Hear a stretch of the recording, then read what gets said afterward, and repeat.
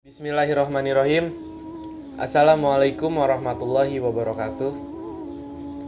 Teman-teman semuanya, di sini saya akan menjelaskan tentang Nabi Muhammad sebagai uswatun hasanah.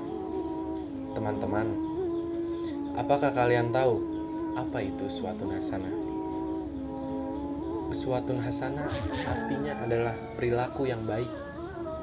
Maksudnya, Nabi mempunyai sifat luhur, yaitu sifat-sifat yang baik yang patut kita contoh atau yang patut kita teladani. Di antara sifat-sifat baik Nabi Muhammad SAW yaitu sidik, amanah, fatonah, serta tablik. Sebelum saya menjelaskan tentang uswatun hasanah, Quran surat Al-Ahzab ayat 21 berbunyi, A'udzu billahi minasyaitonir rajim.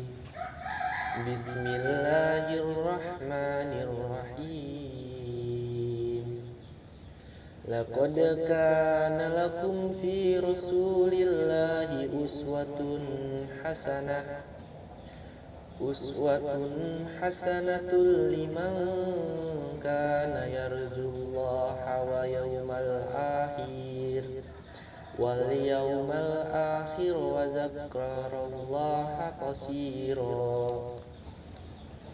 Artinya, sesungguhnya telah ada pada diri Rasulullah itu suri tauladan yang baik bagimu, yaitu bagi orang yang mengharap rahmat Allah dan kedatangan hari kiamat.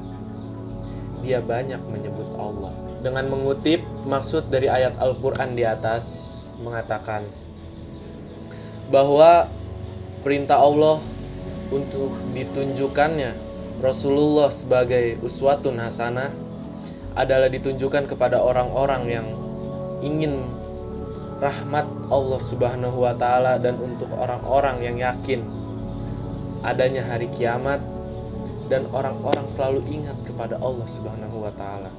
Dengan menjadikan Rasulullah Shallallahu Alaihi Wasallam sebagai uswatun hasanah, sudah pasti kita akan selamat dunia akhirat.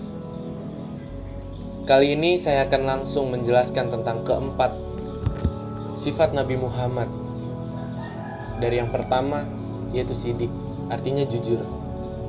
Sangat tidak mungkin Rasulullah Shallallahu Alaihi Wasallam untuk berkata bohong atau kizib, karena Rasulullah itu sangat jujur, baik dalam perbuatan ataupun pekerjaannya.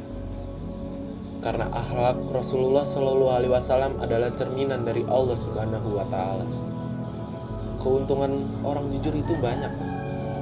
Selain mendapat pahala, ia juga akan disenangi dan akan dihormati oleh setiap orang. Nabi Muhammad telah memberikan tauladan yang baik semasa kanak-kanak, semasa remaja, lebih-lebih semasa dia diangkat menjadi Rasul.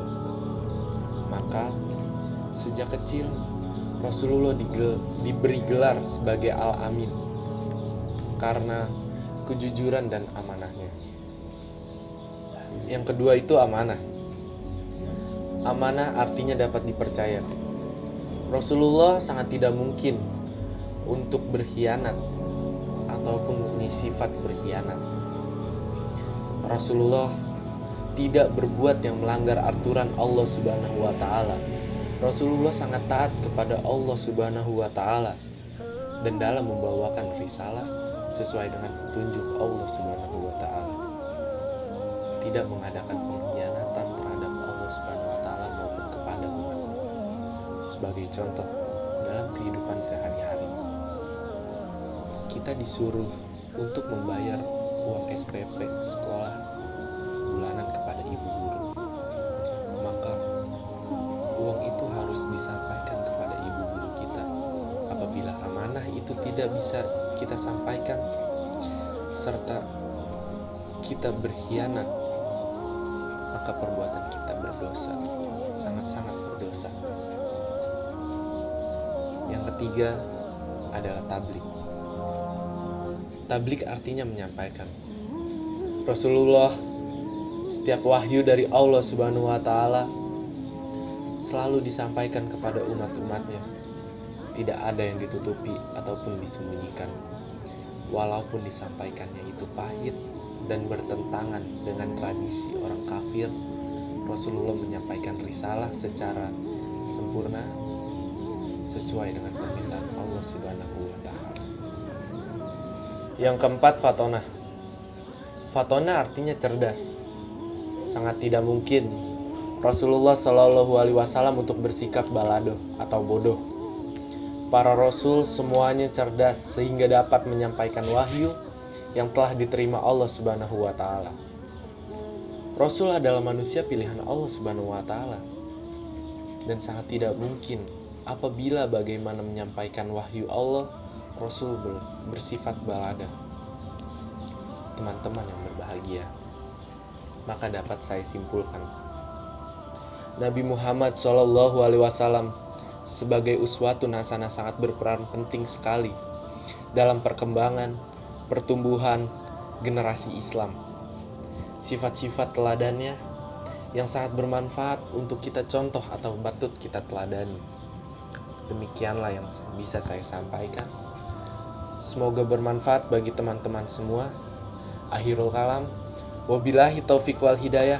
Wassalamualaikum warahmatullahi wabarakatuh.